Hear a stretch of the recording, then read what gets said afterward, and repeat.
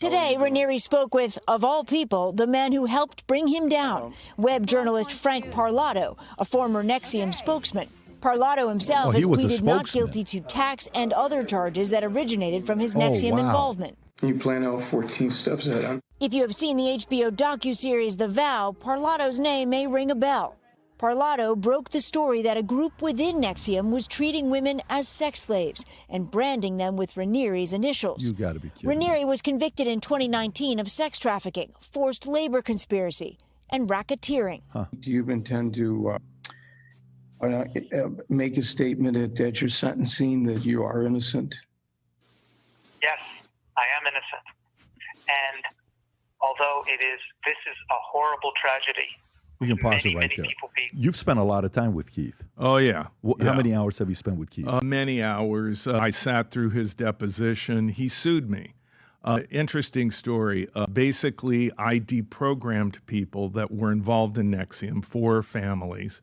I worked with victims, and I facilitated reports being written by a clinical psychologist and a forensic psychiatrist analyzing the seminar training that Keith Raniere used, which, by the way, he ripped off Scientology. He was really a plagiarist because many of the things that he taught were lifted directly from Scientology. For example, calling people that were critical of Nxivm suppressive people or suppressive persons, SPs, urging people to disconnect from SPs. This was right out of Scientology. So Raniere, what he did was he put together something that took a little bit from landmark education and seminar structure. That was from 40 years ago, 30 years ago. Landmark and PSI and there was a couple programs like that back in the days. And they would call you at the end crying, "I'm so sorry what I did to you." And I'm like, why is this person calling me? I'm at this thing called Landmark Forum, and I just really messed up. I should have never said that. Please, you just took me back 30 years, 25 years. Landmark just recently went bankrupt, but they were ongoing up until very recently. And by the way, they also sued me and lost.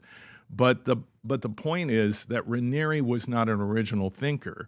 He cobbled together, and many cult leaders do this. They copy other groups. They may have been in another group before they created their own. And so what you end up with is a composite.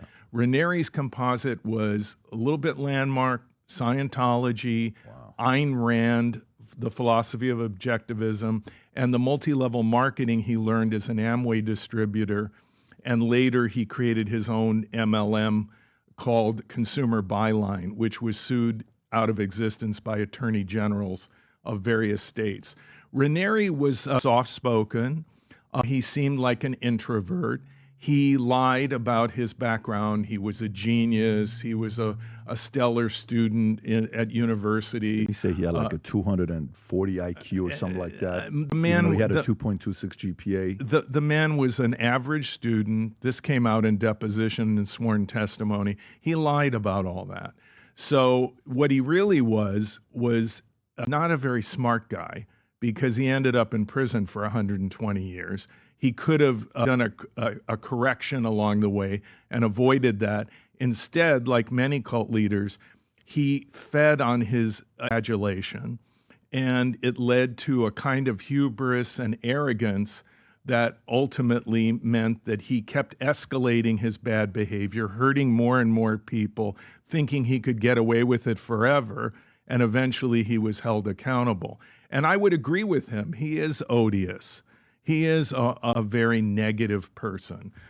But the way he projected himself was as a kind of philosopher king, quiet, soft-spoken, not the brash, charismatic kind of extroverted cult leader that you typically see.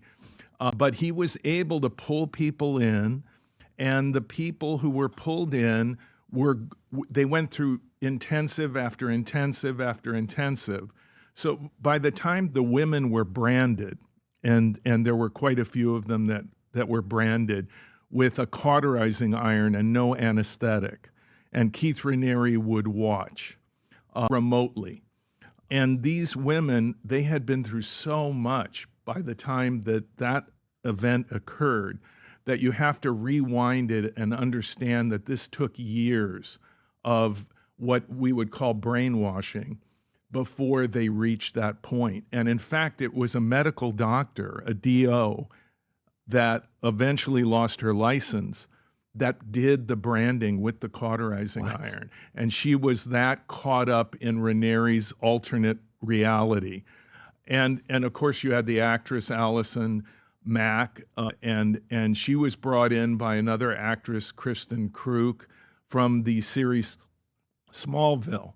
And these were successful women who had very good careers and thought that Nxivm would improve their lives. And then I worked with Catherine Oxenberg, who is best known from the series Dynasty in the 80s.